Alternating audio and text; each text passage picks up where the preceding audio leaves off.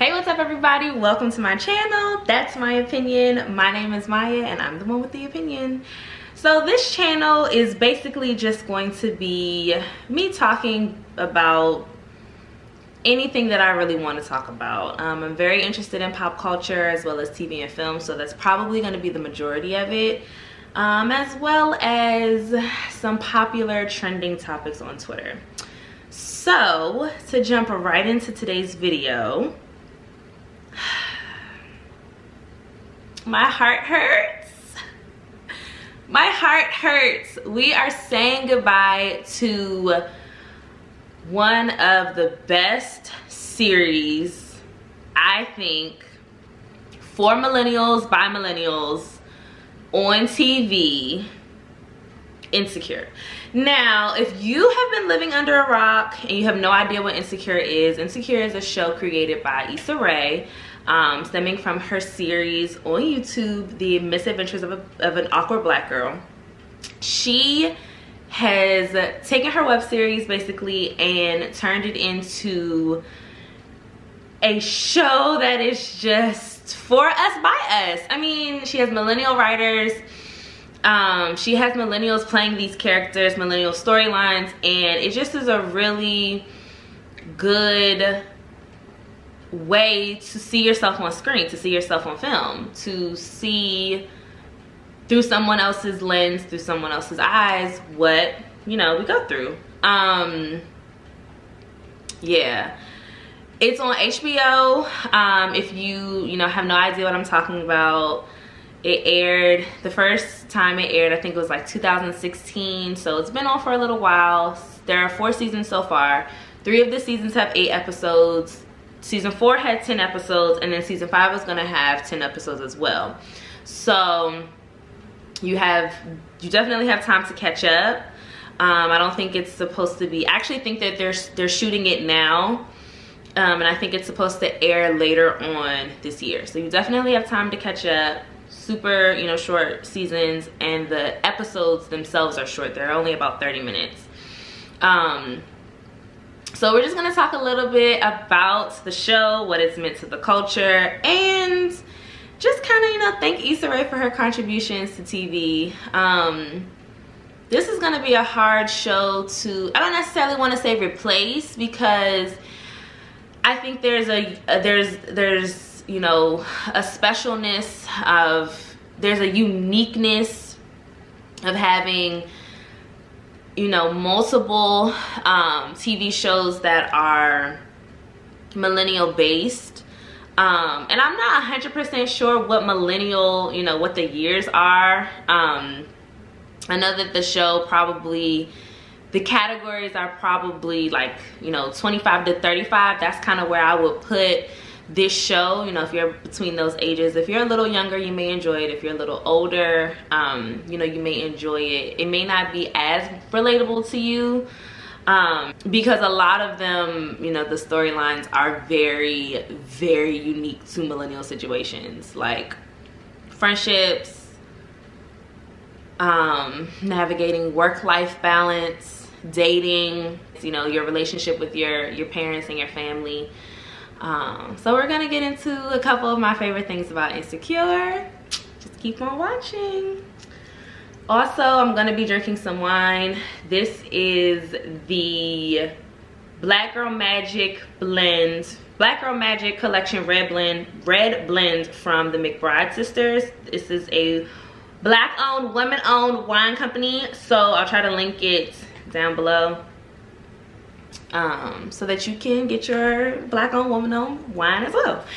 Okay, so to get right into it, a couple of my favorite things personally about Insecure is that whoever scores the show #1 off top does an amazing job. I don't know if Issa curates the playlist or if she has, like somebody who scores her show for her, who scores the show for her, but the fact that they mix in a lot of newer artists with artists that are well known.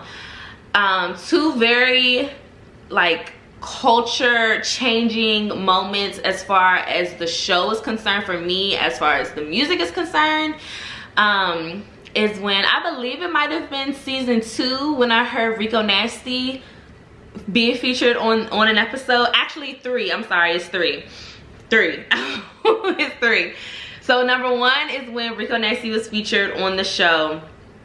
That was a total surprise to me. Had no idea she even knew who Rico Nasty was. This is before she kind of blew up. I don't think this is before she was actually signed, but Rico Nasty is a woman rapper from PG County. So, you know, just her from, you know, I'm also from the DMV, from DC, but from the DMV for, you know, purposes of the internet. So from her being near, you know, from a place from home, basically, that just really, that really got me amped, and that got me really excited to just continue watching it. I do know that Issa Rae herself spent some time in the DMV before moving to California. So that also is like another little element where I kind of like to claim Issa Rae as ours, even though she doesn't really claim, you know, Maryland for real like that. She says that she's, you know, from California. But that's all good, that's all good. She spent, you know, a little bit of her time here, so we're gonna claim her too. So that's just something that moment I remember very vividly. Like, I think it was like one of the opening title scenes or something like that, and I heard Rico Nasty's song, and I said, oh my God, this is Rico Nasty! I was super excited for her, and I mean, I imagine Rico Nasty herself, like, I don't know if they let you know, that your music is gonna be featured. I mean, I would assume that you would know, you know, because you would have to get the clearance, but I guess it will be whoever owns the music. So that whole thing is like a whole nother, you know, like that's a whole nother thing to get into. Who owns the music, who can clear it, etc., etc. But that was a moment that I very thoroughly enjoyed. I mean, I think I was at my best friend's house when I was watching it. That's how much I enjoyed that moment. Another moment I enjoyed was when IDK was featured on the show as well. He is also a rapper from PG County, and I basically have been a day one, I like to say, fan of his. I've basically seen him, you know, from when he was independent. He was JIDK, you know, doing his mixtapes. And then he dropped the J from his name, and now he's IDK, and he has his own label. He bought a couple properties in LA, so he's just really doing it big. So it's just nice to see PG County rappers making it, because a lot of times hip hop is so rooted in Atlanta, New York, or LA.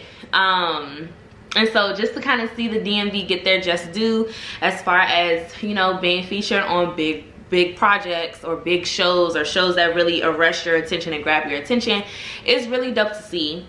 The last music moment that I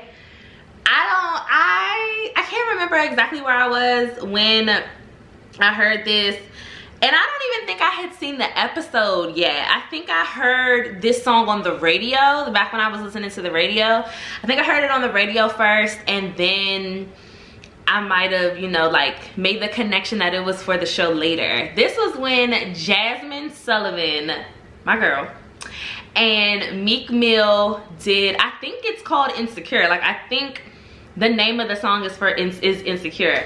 And it came on, or did Meek Mill even do this? Hold on, let me fact check one moment. No, it was Bryson Tiller and Jasmine Sullivan. It was Bryson Tiller and Jasmine Sullivan. My bad.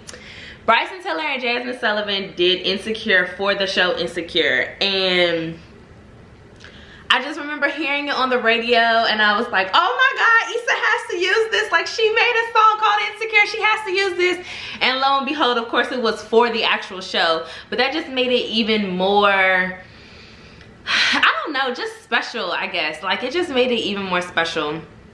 So those, you know, are just a couple of the moments. I know I'm probably missing some more artists and some more moments, but that's one of the things that I really enjoy, is just hearing the music being played, the music that's familiar, the music that's unfamiliar, but you're like, oh, this is a bop. Let me go, you know, after the show is over, let me go figure out who that was. Music and TV, like, scoring a show and making sure that you have the right music in the right places. I don't know if other people really consider that to be like a big thing, but I think because I like music so much, I think I need the music to really convey the moment and really just show me what's going on and really just tie it all together. So music in a show is very important to me. Making sure that it fits, making sure it's the right vibe, and that it's, you know, what should be there.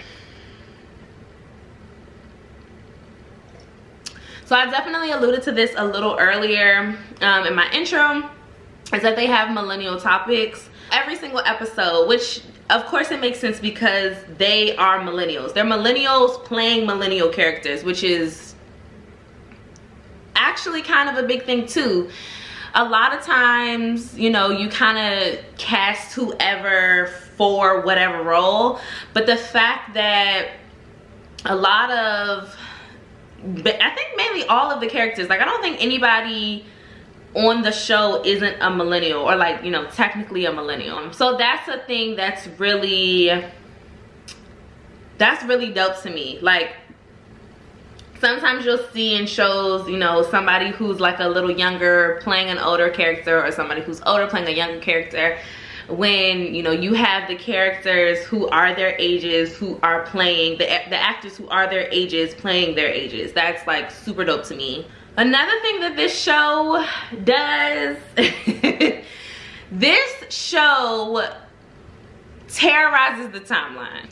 I don't think that there has ever, like, that I've actually seen and been a part of and witnessed, been more discussion around the episodes of Insecure for the duration until there's another episode of Insecure. Like, literally, like I said, most of the time the seasons are 8 weeks because there are 8 episodes. So I think for the whole 8 weeks, for like the whole 2 months, you just have this one big discussion about what's been going on with Insecure week after week. And I kind of like that. I kind of like how it just really brings the TL together, or it tears us apart. Like, depending on what it is between Team Lawrence and Team Issa, you know, you have the different friendship groups, the different friendship dynamics, just a lot of things that are very applicable in real life. They definitely mirror real life. And if you haven't seen yourself in one of these situations, you're either gonna get there, you know somebody who's been there.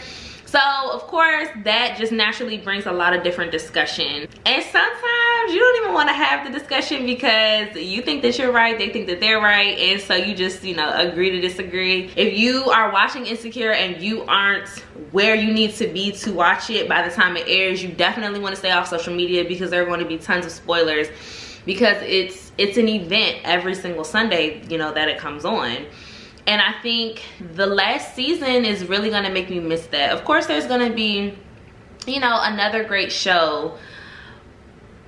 And I don't wanna compare, like I said earlier, because I don't think, you know, that Insecure can be replaced. Like, I don't think, you know, and that's not fair to other creators. That's not fair to other shows to try to say, okay, what's gonna be the next Insecure? But as far as everybody watching one thing at a time, is very rare. It happens with like sporting events, or it happens with like award shows. But to interact with your social following every single time at the same time, same place, same time, it's so interesting to see the power of a show. Like, I'm sure Issa Rae never would have, or never could have imagined or thought that the show would have as much success as it's had, as well as just bring people together, have people arguing over what side they're on, and just create so much discussion.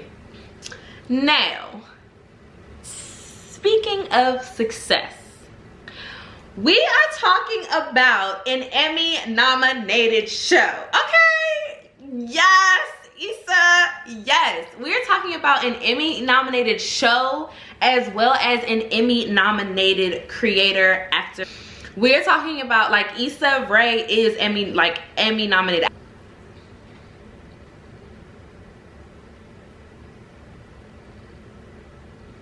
Award-winning TV show. They have definitely won their fair share of awards, and I think Issa is even nominated. Like, I think she's been nominated twice for lead actress in a comedy series. I think she was nominated in 2018. I think she was nominated in 2020 as well. Now, what I will say, Insecure, so I'm hoping that Insecure can get its just due as far as the Emmys is concerned 2021, or yeah, I guess it would be 2021 Emmys. Well, or maybe 2022 Emmys. Yeah, it would be 2022 Emmys because it's coming on in 2021. I mean, I could get its just due 2021 Emmys as well. But I know for the 2020 Emmys, Schitt's Creek swept. And that's a really good show as well. That's a really, really good show as well. So I know for, like, some of the categories and some of the, you know, awards that aren't necessarily Black and brown people friendly, side-eye to the Oscars, side-eye to the Grammys. Being Emmy nominated is really, really good in its own, and I think, you know, it has actually won a couple of the Emmys. That's still really dope. But I would like to see them win more. It's a really good show. It's very relatable. It's a really good show. I don't want to give too much away in case anybody hasn't seen it, which you kind of late toots if you haven't seen it, but it's okay. But it's also been nominated for Golden Globes as well as NAACP awards, and I actually think that Jay Ellis is an NAACP award winner. So that's really dope for him, and I think it's for Insecure, so that's even dope. That's like something else that's attached to the show and to the show's legacy.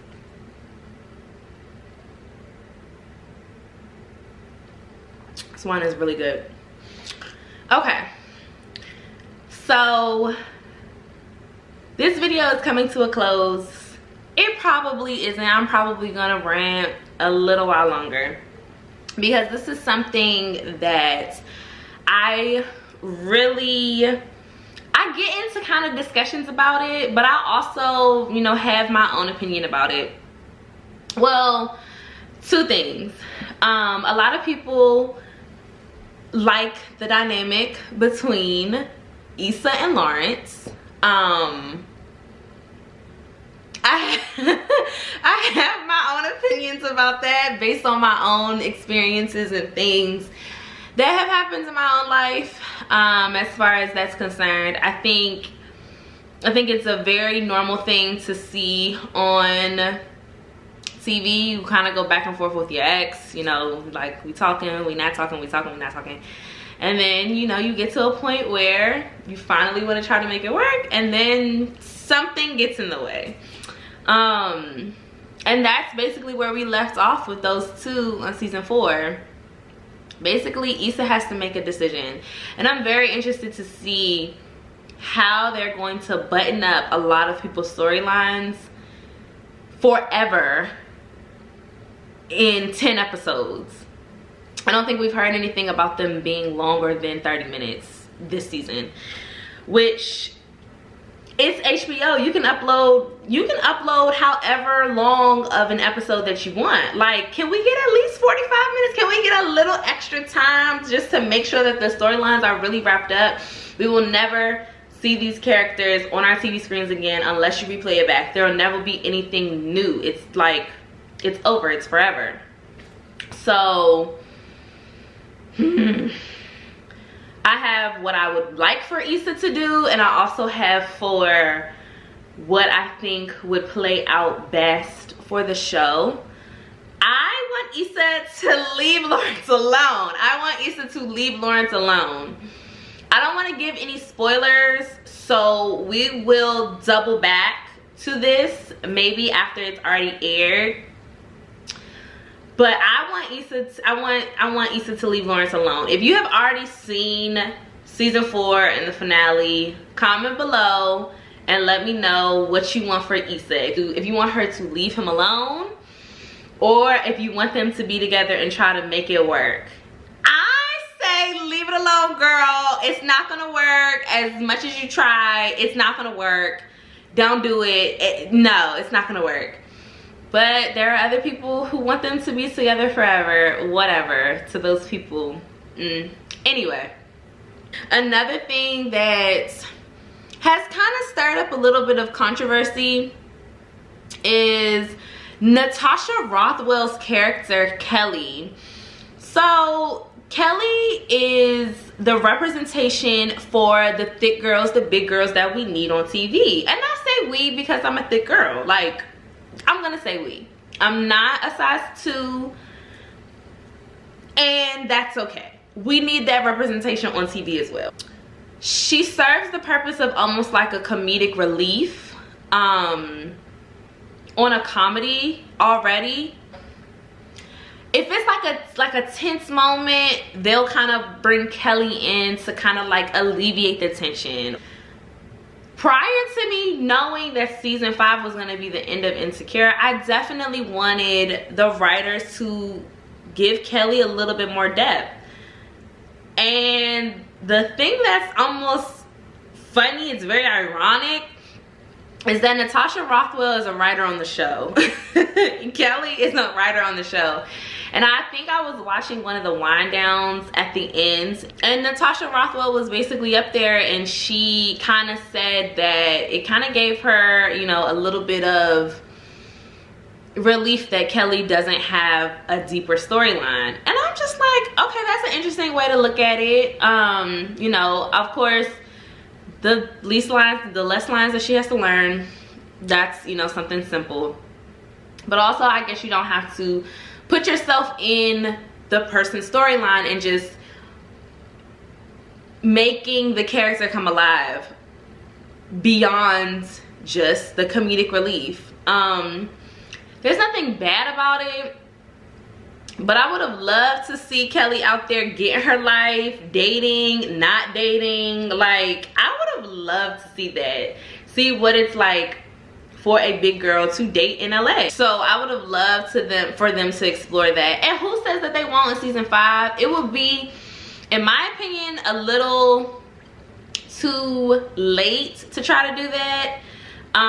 As we've kind of grown accustomed to Kelly's role in the show, Kelly's purpose of the show.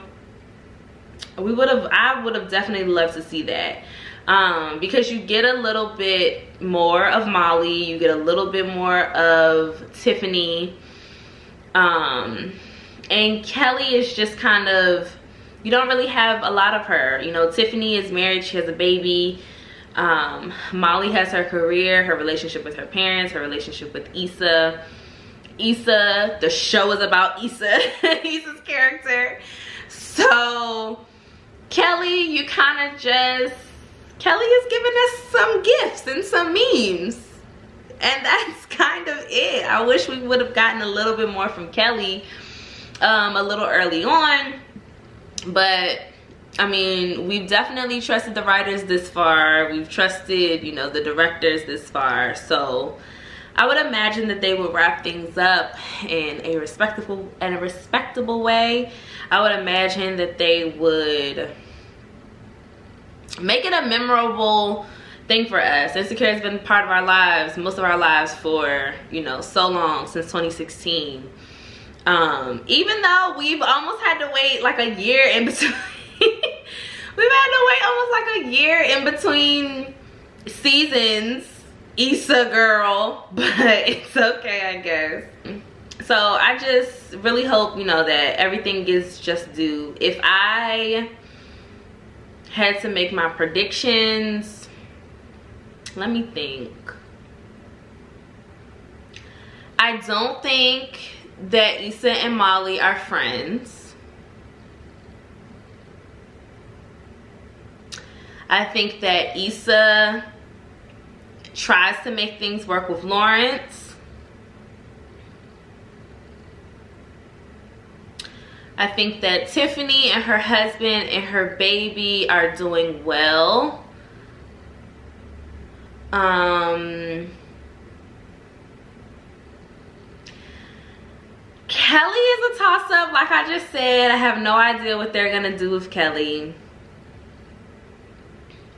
And that's really it. That's really it. I mean, you have the other supporting characters, you know, who have their own storylines, but I think that's as much of a prediction as I can give. I don't want to give us I don't want to give, you know, away a spoiler and getting into too many details, but I'm just really grateful that Issa Rae took, you know, her own experiences, her own life, and made it a show. Made it a show that's great, a good show. So yeah, I'm very excited for season 5. I'm sad to see it go. But I'm excited. I'm excited that it's leaving on its own terms. You never want to be in a situation where you have a show that you love so much and it kind of is dragging on, or it gets canceled, and you know, you don't find out what happens with at the end of the characters, or you know, the cast and crew, people start dropping out of, you know, not renewing their contracts, and they have to start replacing people, or they have to start writing around people being gone, and it's just not the same. And before any of that happens, I'm really glad that they're ending on their own terms. It's very rare in Hollywood that you get to end a show on your own terms and you're able to finish a storyline out.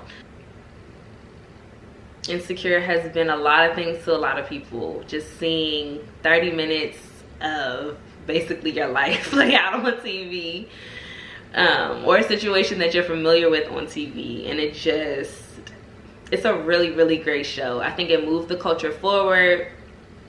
It's black people on TV. Who doesn't like that? Written by black people, created by a black woman, and it's just, I can't wait to see what the other actors and cast members have coming up. I know Issa Rae has her production company that she is spending more time on. I know Yvonne Orji is in the process of, or signed a deal with Oprah and Disney Plus, which is super major. I'm not sure exactly the terms and conditions of her deal, but that's just major in itself.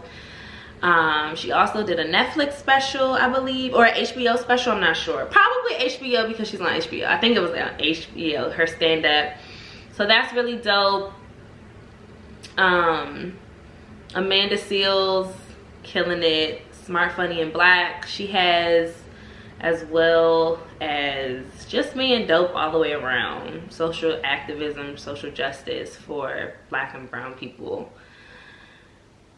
And of course, you know, you have Jay Ellis. He made his directorial debut on Insecure, so I'm interested to see if he's going to take on any other projects as director. And overall, this has just been a really good cast. So sad to see Insecure go, but I'm excited to see what the people who are playing the characters are going to do next. I'm very excited for that. I can't wait to keep up with them. And if we the fans are feeling like this, I can't imagine what the cast and crew are feeling. You know, they're never going to be working together in the same space again. They may cross paths as far as production goes with different projects, you know, working in Hollywood, but as these characters, as the storyline plays out, writing for this show, acting on this show, that's never gonna happen again. And it's the end of an era. It really is the end of an era. Well, give me your thoughts down below on Insecure. If you watch it, if you don't watch it, your predictions on season 5 as well. What you are interested in seeing the cast do next. And for now, this has been my opinion. I'll see y'all later. Bye.